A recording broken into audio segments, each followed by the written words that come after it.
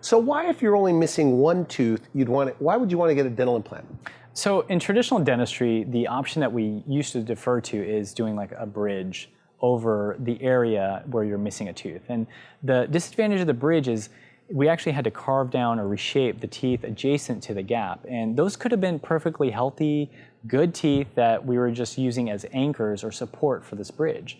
But now with dental implants, and the other thing about the bridge is, those maybe last, 10 years, 12 years, but if we want a more permanent solution that's gonna be less expensive in the long run, it would be a dental implant. We can leave those two other teeth alone. We don't have to touch those teeth. We can just exclusively work in that area where the person is missing the tooth, and it's literally like getting their tooth back. Is that right? And they can eat whatever they want? They can eat How whatever soon can they eat? They can literally eat once we finally deliver the final crown. They can floss around it just like they would any other tooth. There's no special maintenance to it.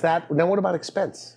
Expense-wise, long-term, it's gonna be less to do an implant in the present than doing a bridge in the long term. Because if you have to do a bridge and then something happens to one of those teeth, maybe you need a root canal now on one of those teeth, maybe the bridge has to be redone, then you're doubling the expense over time. Still, an implant would be cheaper. So implant's like getting your tooth back. Exactly. And they can last for how long? They can last for, So if in your 40s you could have it forever? Oh, for your life, yeah, I would say for sure. So how old can you be to get dental implants? Yeah. So our oldest patient has probably been in their 90s who's gotten. Age isn't really the issue, and studies have shown. People up into their 90s could receive dental implants. What about pain? It seems painful.